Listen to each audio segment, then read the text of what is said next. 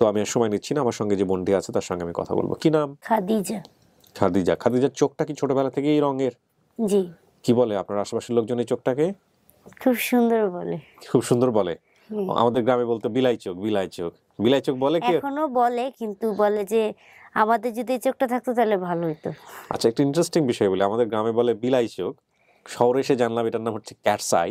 একই তো হ্যাঁ, কথা। একই কথা। হ্যাঁ, কিন্তু এটার যে কদর আছে, সেই কদর বিষয়টা আসলে এই শহর কেন্দ্রিক কদর আসলে। গ্রামে গেলে অনেক সময় কিন্তু এটা খ্যাপানো হয়, হ্যাঁ, তাই না? আবার অনেকে চেতে যায়।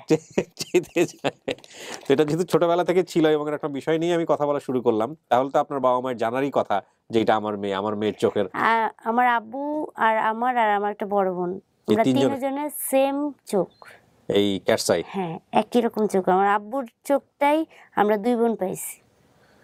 বিউটিফুল, মাশাআল্লাহ। আপনার নাম হচ্ছে খাদিজা, এটাই বাবা মার দেয়া নাম না? জি। অনেক বড় একটা গল্প, বিস্তারিত শুনবো আমি। হ্যাঁ, তো খাদিজার বয়স আনুমানিক 24 দিয়েছেন আপনি, হারুনের বয়স 4 বছর। জি। অনেক কিছুই মনে আছে। বলেন তো, আপনার ছোটবেলার ছবি আছে? আমার ছোটবেলার ছবি আনতে পারিনি, যার কাছে ছিলাম সে আমারে দেয়নি। দেয় নাই। চলেন বলেন আমাকে কি হয়েছে একেবারে ধারাবাহিকভাবে। আমার আমার আম্মু মারা যাওয়ার পর আমার চাচা আমাকে ঢাকায় নিয়ে আসে, চাচা এবং চাচি। আপনার মা যে মারা গেল এই ঘটনা কি আপনার মনে আছে? আমার এতটুকু মনে নেই, তবে এতটুকু মনে আছে যে আমার আম্মু যখন মারা যায় তখন সবাই বলতেছে আম্মু মারা গেছে।